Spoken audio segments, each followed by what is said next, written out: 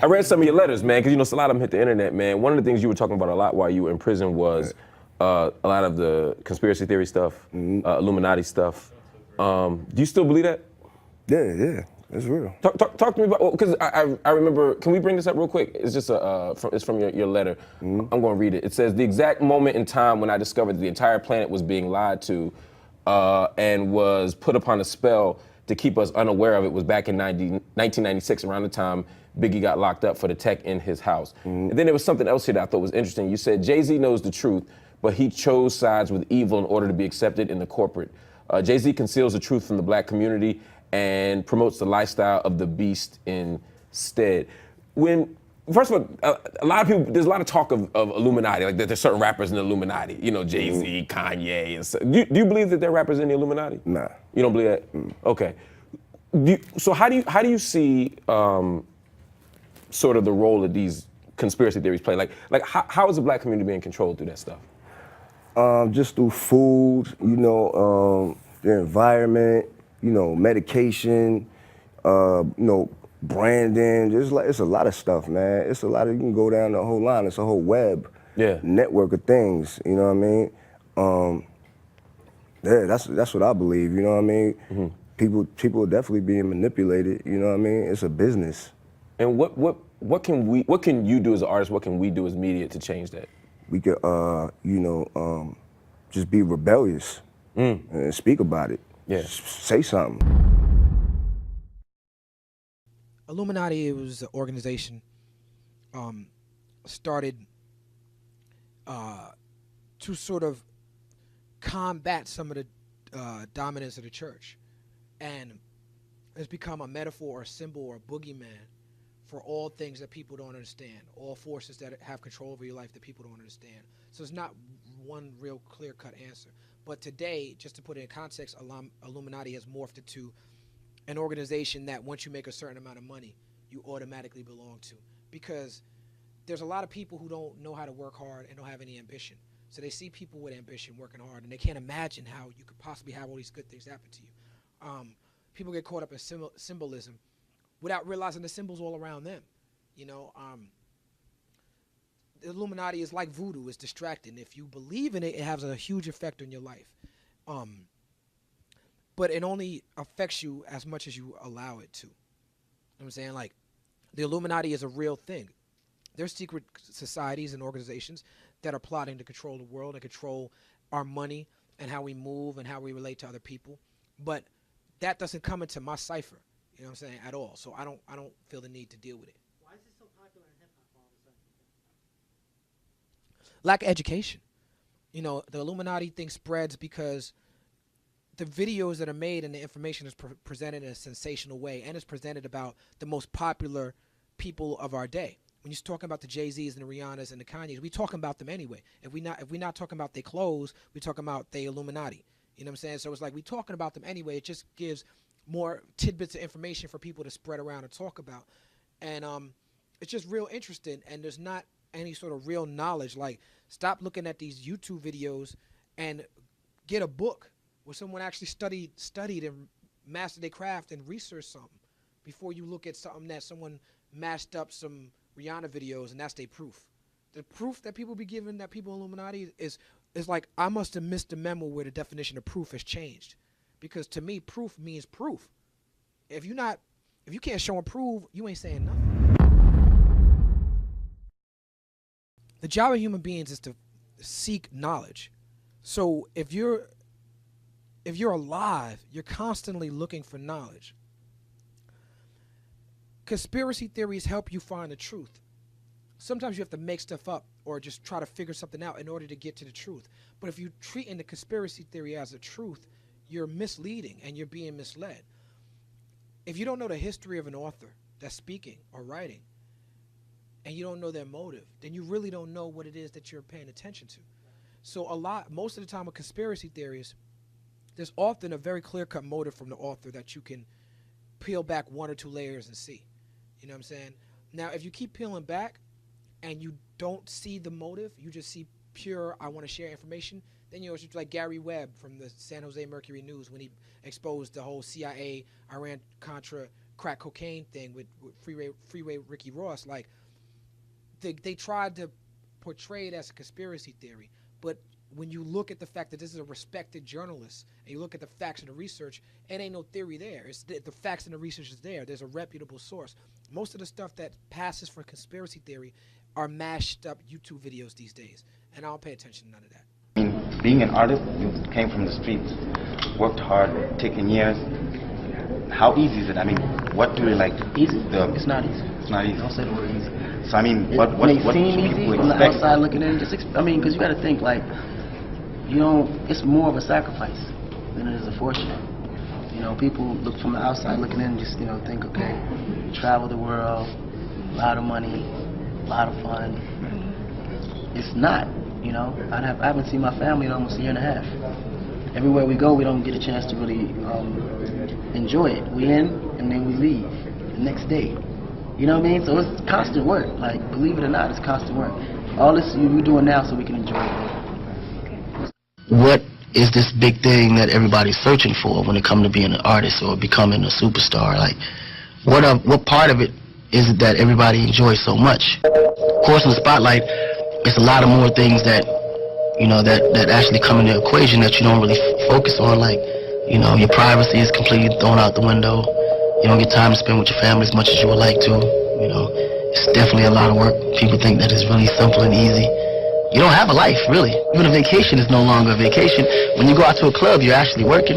Because while everybody's partying, dancing, you taking pictures, signing autographs. And when you sleep, you're dreaming about figuring out ways of how to advance. So like, you never get a free moment for yourself. I believe in the Illuminati. I don't believe in the way they describe it. I don't believe that there's actually Illuminati in hip-hop.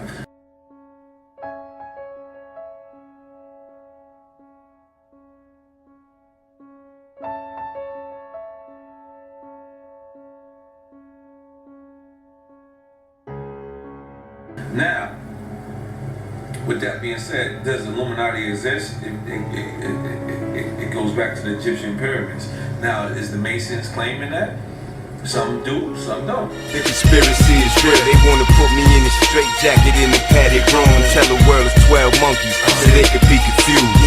Illuminati want my mind, soul, and my body. Secret society trying to keep their eye on me. With that being said, there is a certain level that you get at that you can't go no further unless you're aware of certain things. And I'll leave it at that. You know what I'm saying? There's a certain level that you get to, that there's a door that you have to walk through. And it's on you to walk through that door. And once you walk through that door, there's no coming back.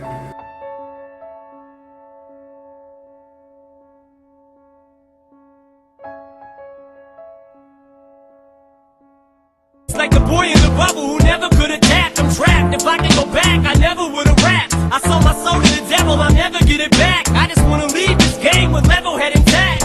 Now, I didn't walk through the door, so I can't really pinpoint it for you. I can't say it, but I got to that level. Now, I ain't telling you I was approached to join the Illuminati. That's not what I'm saying.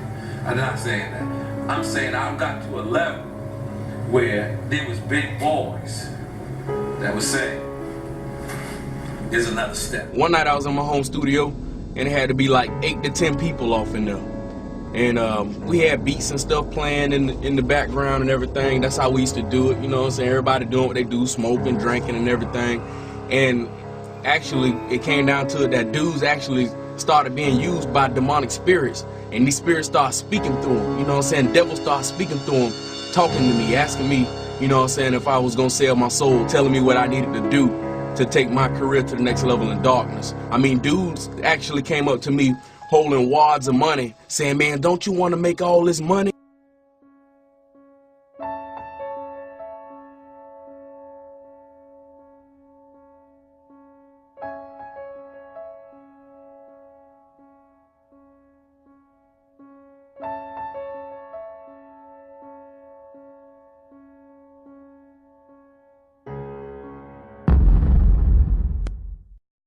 What's that? I can't talk about that. Okay. Next question.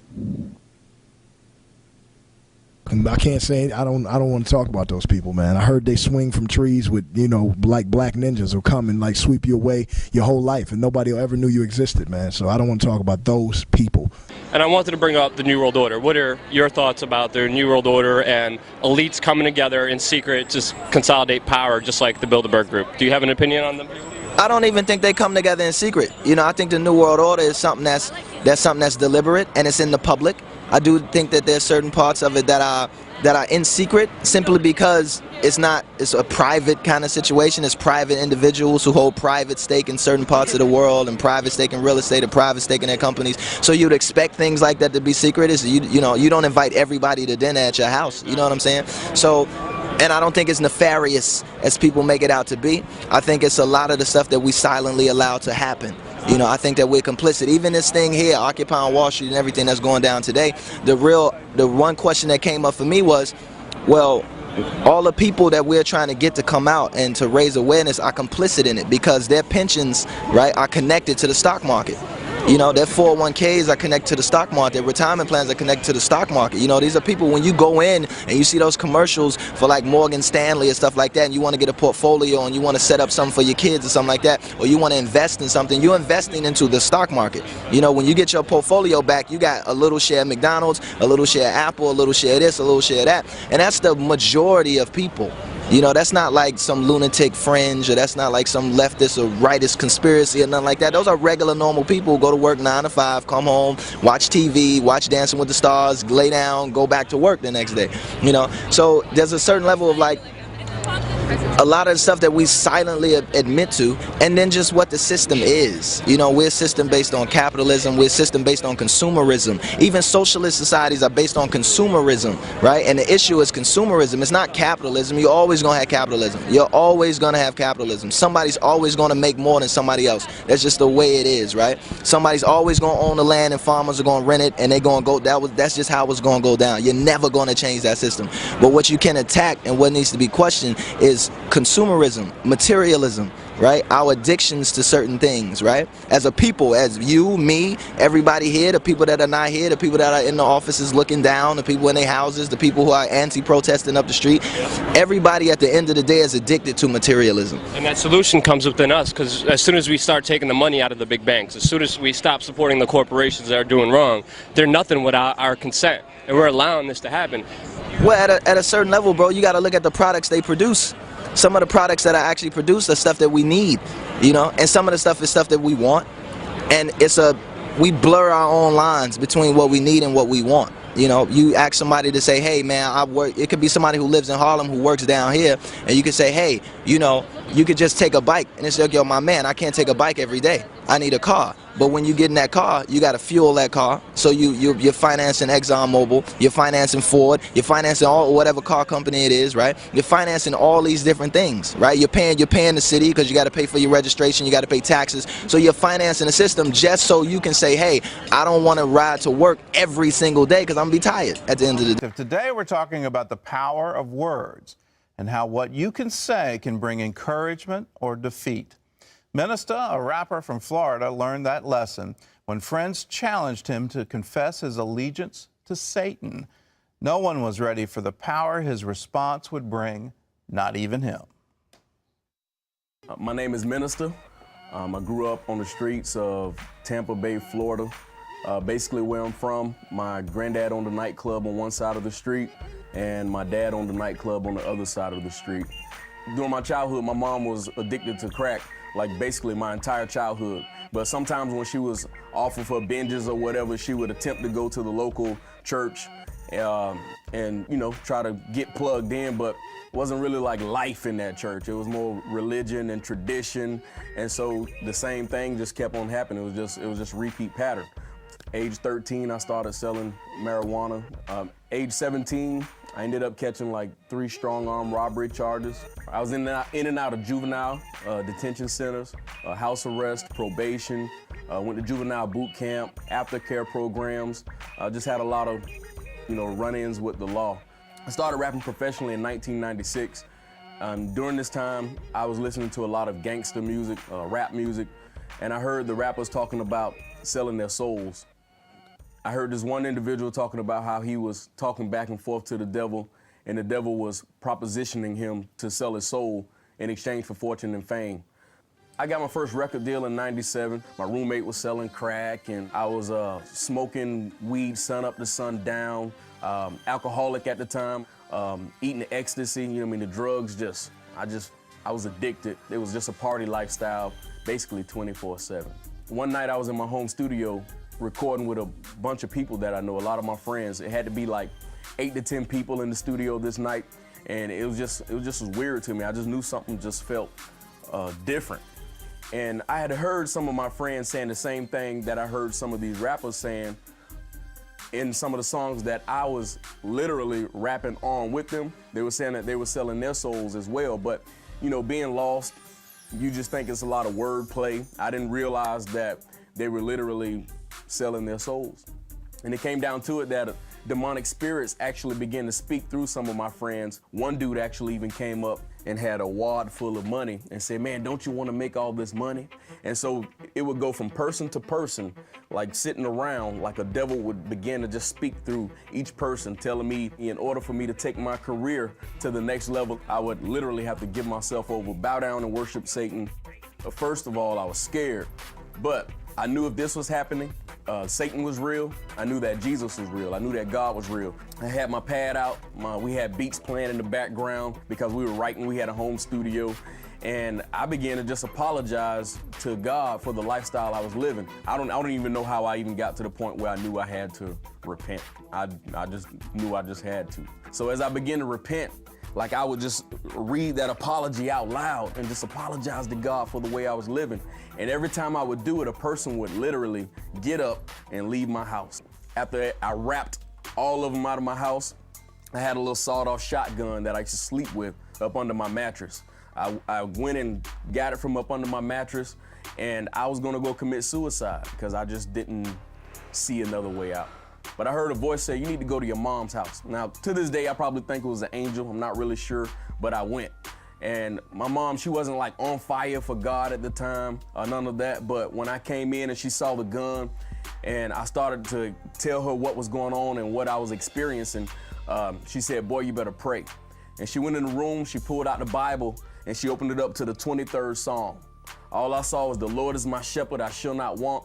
I went in the room, my old room at my mom's house, got on my knees, and I wholeheartedly repented and asked Jesus to be my Lord and my Savior. For the next 7 days, I continued to hear like demonic voices, actually in the voice of my friends, still propositioning me to sell my soul. I didn't know nothing, but I just kept standing on Psalm 23, the Lord is my shepherd, I shall not want. And I just stood, and on the last day, 7th day, I was completely delivered. One of the first scriptures that really like jumped out of the Bible to me is Proverbs 18:21. Death and life is in the power of the tongue, and they that love it shall eat the fruit thereof. So I started realizing the death that I was not only bringing upon myself by the things I was speaking and of course living, but also the death that I was bringing upon other people just by the music I was creating. As far as music was concerned, I was through. But as I began to seek God, I started getting in the Word, started praying, and He began to reveal Himself to me. And He also started to reveal myself to me in Christ. He told me, He was like, look, you just go for me. You are going to be my echo in the earth. So whatever I say to you, you just go and you just preach it on the rooftop. At the time, I was a rapper by the name of Sinister. And he just said, you just change that S into an M and you go for me. God's word will never pass away, and it works. I mean, His word works, and His word changed me, and I know it'll change other people, so I stick to the script. But now let's get down with the truth. The truth. After we leave the emotionalism alone for a minute, what do we as Americans should be looking out for? How should we be getting prepared for what's about to come? Just because we have an African-American president doesn't mean that he's not going to continue the Bush agenda. I'm not dissing anybody, but a politician is a politician.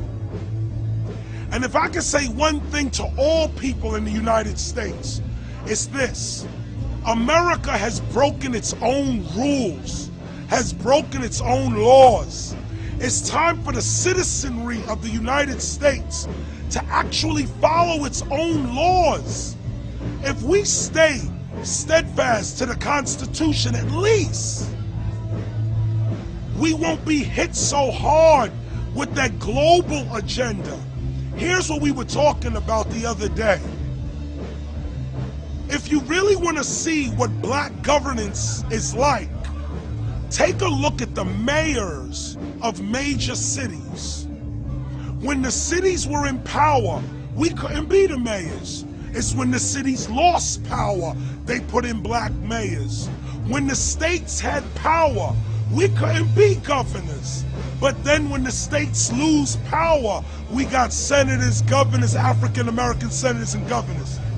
Now the nation has lost power. The dollar has lost power. The world is global.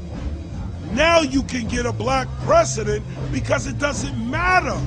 It's global now. So the real issue is this. Are you gonna allow this system to tempt you into their prisons, into their job, into their psyche?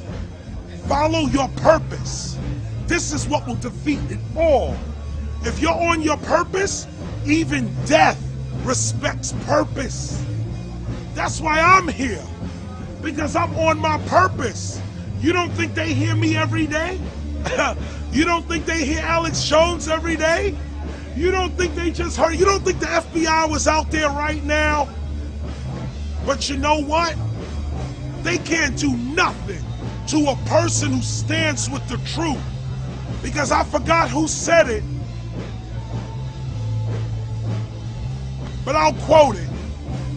It's a saying that says, what a disadvantage it is to only be able to die for your country one time. The concept is this: don't get caught up. I said it on stage. They put a black face on the New World Order, and now we all happy. KRS ain't buying it. I never been a voter. This year I voted. Yo, what's up, everybody? This Tiario, man. What's going on? I just wanted to talk to y'all and just let y'all know what's going on with a situation that I had concerning my music and my movies and stuff like that. I was offered a $2 million contract from a major record company, and they wanted me to do 6 albums. They wanted me to do 6 albums for a $2 million contract. But here's the thing, man. Man, it's just crazy because they didn't want me to rap about Jesus, the gospel, or anything. It was basically going to be stuff that they want me to rap about. It was basically going to be stuff that they want me to talk about and do. And I'm going to tell y'all how all this stuff got started, man. It got started, I say, 2 weeks ago. I had a dream. I had a dream 2 weeks ago, and I didn't really tell nobody about this dream. I didn't really discuss it. I kind of kept it to myself and kind of just brushed it off because I just thought it was just a regular dream, because I get dreams all the time. But after this situation went down with this record company, it kind of connected to the dream I had. So I'm going to go ahead and explain the dream to y'all real fast, man. Some scary stuff, but it's real, some scary stuff. Basically in this dream, I had this dream that I was sitting by this water, by ocean. And in this dream, as I was sitting by this ocean, an angel flew to me. And this angel, he flew to me, and he was standing right next to me as I'm sitting by this ocean. And the angel flew to me, and this is what he told me. He said, "What's up?" And I had my head down, just kind of, you know, just playing in the sand and looking at the water. And the angel came to me. He flew to me, stood right next to me, and he said, "What's up?" Now this is the funny part. I kind of looked up at his face, but I didn't really pay his face no mind. I don't know why. But I kind of looked up, but I didn't really look at his whole face. So the angel said, "What's up?" And I didn't really say anything. And then the angel said, "What's up?" again. So I kind of looked up, but I didn't see his whole face. it's kind of like I saw wings that was on the angel's back, and the wings kind of like covered his chin, so I couldn't see the whole face. The wings kind of like stopped right here, and I couldn't see the whole face. So I looked up, and the angel said, "What's up?" And I'm like, "And what do you mean, what's up?" And to be honest with y'all, I thought this was an angel of God. You know, I thought this was an angel of God. And the angel was like, "What's up?" And I'm just like, you know, just sitting there listening. And I'm like, "And what do you mean?" And the angel said, and this is what the angel said. This was the angel words. He said, "Give it up, and I got something better for you." So by me thinking that this is an angel of the Lord, I said, I already gave my life up to follow Christ. I already gave that up to follow Christ, because I'm thinking this is an angel of God. And then the angel repeated it. He said, "Give it up. I got something for you. Give it up." So I'm like, give up what? And what am I doing wrong that I need to give up? Then the angel repeated it. He said, "Give it up. I got something better for you." And man, this stuff was tripping me out, because I'm sitting there and I'm trying to comprehend what the hell he meaning. So what happened was, I woke up, I ain't really paying no mind, I brushed it off. Then it happened 2 days later, it happened again. The same exact thing, it happened again. The same stuff, sitting by the ocean, the angel come, I could barely see his face because I'm sitting down and he's standing next to me, and he said the same exact words, "Give it up." This stuff happened again. This stuff happened like 3 nights. It happened 3 times. The same dream said, "Give it up. I got something better for you." Then it's kind of like, I'm like, all right, it happened again. So what's going on? So I still didn't really pay no mind, because just like I'm telling y'all, I get dreams all the time. So I'm kind of used to all these dreams. So after that, what happened was I got an email from a major music producer in the music industry out there in Hollywood.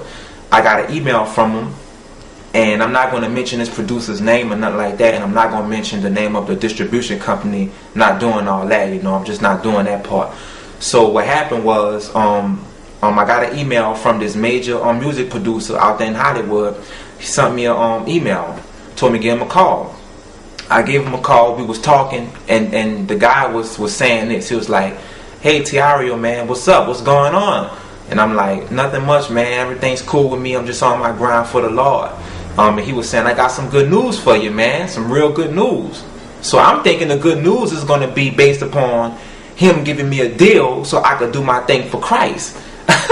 But that wasn't the news. He said, "Hey, man, I got some good news for you." I'm like, "What's the good news?" He said, "We want to offer you a $2 million contract." I said, $2 million? Nah, y'all, come on, $2 million? Come on, man. Come on, let's be realistic here. 2 mil? Man, I wanted that 2 mil bad, because, and with that 2 mil, I could just make a bunch of moves for Christ. I could invest in movies and all kind of stuff I'm doing for Christ, and I could really help people. You see what I'm saying? So when he said 2 mil, my mind like, okay, man, 2 mil, this the deal I've been waiting for God. And I said this. I said, all right, no problem. So what's the catch? You know, I said, so what's the catch? He said, "We want to offer you a $2 million contract, and you got to do 6 albums." I said, "Well, 6 albums, that's really no problem, man, because I record music all the time. It's no deal." And I said, "Well, let me ask you this, man. I said, what about my royalties and my rights?" And I said, because you know I'm rapping about God, and I said, you know I do my thing for Christ, right? And he said, "Yeah, man, we already know you do your thing for Christ. You do your thing for the Lord. We're watching you." That's what he said. He said, "We're watching you." He said, "I'm listening to your songs, man." He said, "You have amazing, amazing talent." He said, "I love your talent, man. You have amazing talent." He said, "But here's the thing." He said, "Right now, we can't really sign gospel artists who are rapping about the things you are rapping about, and who are talking about the things you're talking about." He said, "But we love your talent." He said, "So this what we can do. In your 6 album contract, in your 6 album deal contract, we don't want you rapping about Jesus. We don't want you talking about the gospel and the things that you're doing. We don't want you to do that." He said, "We're going to give you a whole new and a whole new look for $2 million for 6 albums." And I said, man, I said, hold up. I said, I can't really, I said, that's kind of crazy, man. I said, why? I said, I'm not about to do that and stop what I'm doing for Christ. I said, this is what I do this for Christ. He said, man, we understand all that. And the guy was a real fast talker. He was like, we understand all that, but just like I'm telling you, we're not really looking for gospel artists to rap about the things you're rapping about, and this and that and that and the other. And he said, we're going to give you a whole new look. You know, we're going to change your image, and you know, and basically we're going to hook you up with the right producers in the industry, man. We're going to get this thing moving because we love your talent. We love your talent. Now, see, he said he loved my talent, but they didn't care about the things that I'm rapping and singing about. They don't care about that. And he said for six albums, man. Then after the 6 albums, the $2 million is yours. So I said, man, I can't do that, bro. That's crazy, you know, just based upon me knowing about the blood sacrifice, the Illuminati, and all that stuff. I said, man, I can't do that, man. That's crazy. He said, but hey, man, with $2 million, man, I mean, come on, you could take care of your family, you know, you could pay all your bills. I know you need he said, I know you need the $2 million, you know, and I'm like, man, no, man. I said, man, I can't do that. That's crazy, man. I said, that's not the kind of deal I'm looking for. That's not the kind of deal I'm waiting on. I said, I got to be able to do my thing for Christ. I said, God is using me, man. I'm not about to portray Christ for that, you know. And he was like, I understand all that, man. And this is what he said. He said, well, look, I understand all that, man, but hey, you got my number, you got my email. Whenever you change your mind, just give me a call. We are ready to give you the $2 million contract, a 6 album deal, but you can't rap about, you know, Jesus and all that stuff. And I'm like, all right. I said, all right, no problem. Hung up the phone, got off the phone with him. I'm sitting there tripping off the situation. I'm like, damn. So as I'm sitting there tripping off the situation, I think later on that day, the dream that I had kind of came back to my mind. And I went to piecing everything together. Man. And this is the part that freaked me out. The dream I had about the angel coming to me, I found out that angel was Satan. That angel was Lucifer. And he came to me, and that's why he told me, give it up. That angel told me, give it up. I got something better for you. That angel was talking about that deal. And that stuff freaked me out. You know what I'm saying? I said, man, Lucifer came to me in my dream and told me to give it up. I got something better for you. And in Lucifer's mindset, he was basically trying to get me to portray Jesus for the money and sell my soul to Satan and the Illuminati. You know what I'm saying? And this stuff is real. This stuff is real, man. This ain't a game. You know, I'm not playing around, y'all. This stuff really be going down like this. Illuminati, it was an organization started to sort of combat some of the dominance of the church, and it's become a metaphor or a symbol or a boogeyman for all things that people don't understand, all forces that have control over your life that people don't understand. So it's not one real clear-cut answer. But today, just to put it in context, Illuminati has morphed into an organization that once you make a certain amount of money, you automatically belong to. Because there's a lot of people who don't know how to work hard and don't have any ambition. So they see people with ambition working hard, and they can't imagine how you could possibly have all these good things happen to you. People get caught up in symbolism without realizing the symbols all around them. You know, the Illuminati about them anyway, it just gives more tidbits of information for people to spread around and talk about.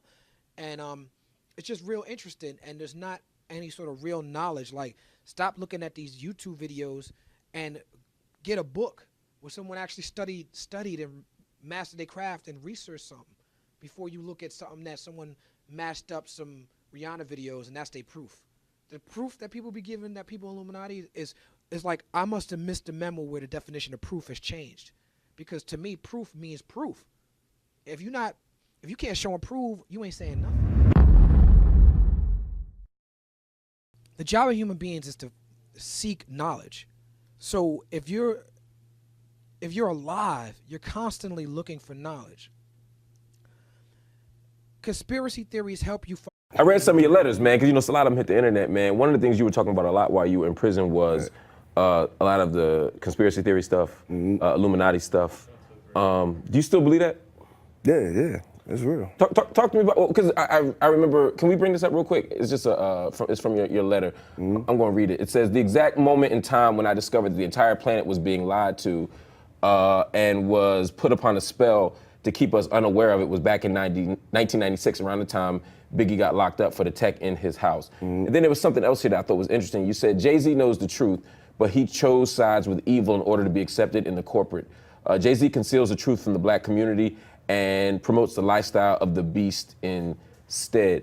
First of all, a lot of people, there's a lot of talk of Illuminati, like there's certain rappers in the Illuminati, you know, Jay. Illuminati is like voodoo, it's distracting. If you believe in it, it has a huge effect on your life. But it only affects you as much as you allow it to. You know what I'm saying? Like, the Illuminati is a real thing. There's secret societies and organizations that are plotting to control the world and control our money and how we move and how we relate to other people. But that doesn't come into my cipher, you know what I'm saying, at all. So I don't feel the need to deal with it. Why is it so popular in hip-hop all of a sudden? Lack of education. You know, the Illuminati thing spreads because the videos that are made and the information is presented in a sensational way, and it's presented about the most popular people of our day. When you're talking about the Jay-Z's and the Rihannas and the Kanyes, we talking about them anyway. If we're not talking about their clothes, we're talking about the Illuminati. You know what I'm saying? So it's like we talking. See Kanye and so, do you believe that they're rappers in the Illuminati? Nah. You don't believe that? Okay. So how do you see sort of the role of these conspiracy theories play? Like how is the black community being controlled through that stuff? Just through food, you know, the environment, you know, medication, you know, branding. It's a lot of stuff, man. It's a lot of, you can go down the whole line. It's a whole web network of things. You know what I mean? Yeah, that's what I believe. You know what I mean? People are definitely being manipulated. You know what I mean? It's a business. And what can you do as an artist? What can we do as media to change that? We could, you know, just be rebellious and speak about it. Yeah. Say something.